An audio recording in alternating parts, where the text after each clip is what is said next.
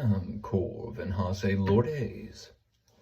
This was inspired by someone who said I reminded them of some kind of Gothic butler.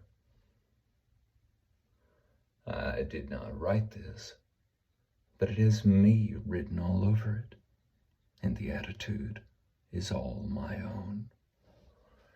This is the new year at House Lumenvale. The carriage lights flickered up the path as the first winter guests arrived at House Lumenvale, their wheels crunching over snow that sparkled like crushed glass under the waxing moon. The mansion rose out of the white like a dream, remembering it had once been real.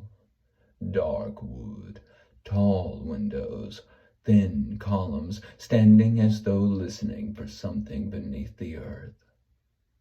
Inside, lanterns glowed in honeyed tones, warm enough to blur the edges of the unsettling stories whispered about the place. Warm enough, too, to steady the nerves of the new arrivals, the executives, analysts, assistants, and one timid intern from Arsenault Industries, who had all come to celebrate the signing of a landmark deal with the mansion's owner. That owner, Mr. Elias Forrester, stood behind the open doors like someone unaccustomed to being looked at directly. Gentle, warm-eyed, and bashful to the bone, he seemed almost embarrassed by the grandeur around him. His coat was modest, his smile hesitant, his voice soft enough that the wind nearly stole it each time he greeted a guest. He was, undeniably, sweet. And for reasons they could not quite articulate, that sweetness made the guests uneasy. Perhaps because the house was not sweet at all. "Welcome, all of you," Elias murmured, hands clasped, with the earnestness of a man greeting old friends instead of corporate acquaintances. "Please, come in from the cold. There's warmth inside. And tea, if you prefer it, or wine, if you need it." The guest chuckled politely. His tone was gently apologetic, as though he feared he might be imposing hospitality upon them. But as they crossed the threshold, the air shifted, barely, almost imperceptibly, like someone exhaling somewhere down a long corridor. A few of the guests shivered. "Is it always like this here?" whispered the intern to her supervisor. "Like what?" She hesitated. "Listening." The supervisor laughed, but too quickly. That was when he appeared. Not from the shadows. That would have been too cliché for him. Not from thin air, though some swore that was possible. No, he emerged from the left hallway with the soft inevitability of a thought you didn't mean to think. Mr. Caligore Thane, butler of the House of Lumenvale. His presence tightened the room's dimensions without shrinking them, as though the geometry had simply adjusted to acknowledge him. He walked without sound. The flicker of the lanterns steadied themselves in his wake. Snow melted faintly off the coats of those nearest him, though not a drop fell upon the carpets before he reached them. "Good evening," he said, voice low, precise, and unfailingly courteous. "On behalf of the master of the house, welcome your coats, if you wish." His hands extended, pale, steady, long-fingered, like the final movement of a conductor bringing the strings into harmony. The guests hesitated, exchanging looks, unsure if they felt comforted or scrutinized. Elias brightened beside him, visibly relieved. "Ah, yes. Mr. Thane will see to everything. He always does." A few guests felt that this comment carried more implications than the owner intended. Caligore received each coat with the grace that verged on ritual. His gaze, polite but heavy, passed over each guest like a soft pressure on the mind. Not intrusive, but undeniably aware. He offered no overtly dark words. He never did. There was something in the curve of his phrasing, the nearly invisible pause before certain sentences, that made ordinary statements feel slightly otherworldly. "The fires are lit in the east parlor," he continued. "You will be comfortable there, despite the hour's temperament." "The hour's temperament?" someone muttered. Caligore heard. Of course he did, and smiled the faintest fraction.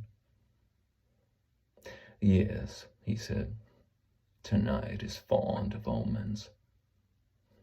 The guests stiffened. Elias coughed gently, attempting to smooth the moment. "Mr. Thane has a way with phrasing," he said with a nervous laugh. "Don't be alarmed. He simply speaks in his own manner." Caligore bowed his head with measured modesty. "Indeed, sir, it is a manner most people grow accustomed to." The pause before "grow" was a shade too meaningful.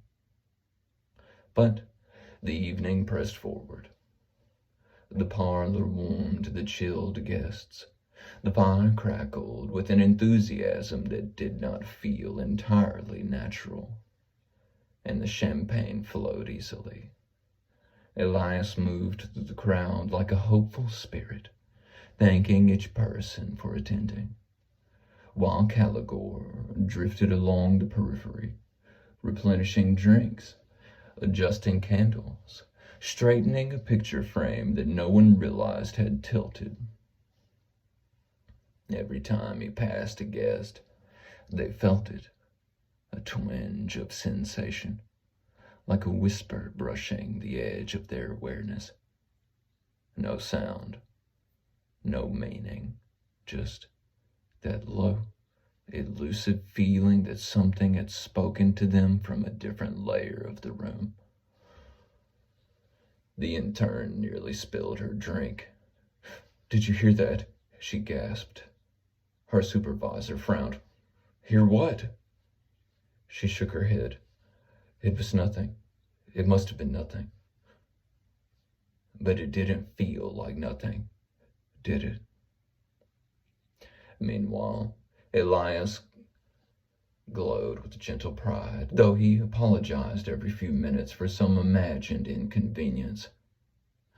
He seemed utterly untouched by the mansion's strange ambiance, as if born into its odd charm. As the evening progressed, the guests found themselves drawn into conversations about the house, its history, its architecture, its unusually pristine condition. "How old is this mansion exactly?" asked a man in a mauve tie. Elias opened his mouth to answer, but Caligore stepped forward with the quiet ease of a shadow turning to speak. "It has been here long enough," he said. "Some structures measure time differently, by significance, you might say." The guest smiled thinly. "Right, and how significant is this evening?" Caligore paused, not ominously, simply thoughtfully. The house finds it noteworthy. The fire popped sharply. Another guest flinched hard enough to spill her drink. Elias, flustered, hurried over. Everything all right? Caligore, perhaps that's enough significance for now. Of course, sir. He bowed slightly. My apologies. I forget at times how literal newcomers can be. The guests exchanged glances. Newcomers? To what? But despite the subtle dread curling around their nerves, the evening went smoothly. Pleasant conversation resumed. Music played softly from nowhere in particular. Midnight approached with a hush of falling snow, and when the hour struck, a gentle, silvery sound pealed through the mansion, as if wrung from within the walls rather than from any visible clock. Champagne glasses raised. Elias blushed as everyone congratulated him on the new business partnership. The guests, warmed by drink and firelight, felt their unease soften into something almost fond. Almost. Caligore Thane stood at the edge of the room, watching with a calmness beyond celebration. He alone did not toast. He simply inclined his head as the house gave a subtle shiver. A contented one, if houses can be content. And the lanterns brightened a fraction, as though acknowledging the turning of the year. When the guests finally wrapped themselves in scarves and coats, thanking Elias for the evening, they found Caligore waiting by the door with perfect timing. We hope, he said in that unplaceably eerie tone, that you found the night enlightening. Enlightening? One guest repeated nervously. Why enlightening?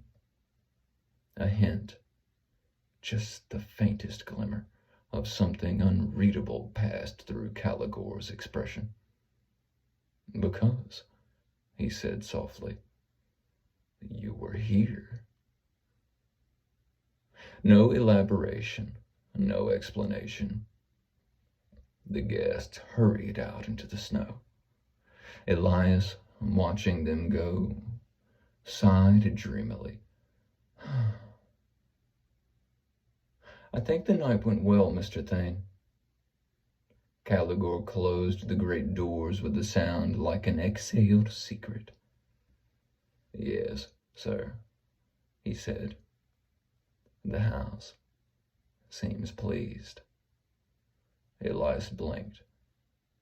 That's good, right? Caligore folded his hands behind his back. For now, sir, he said with a quiet certainty. For now.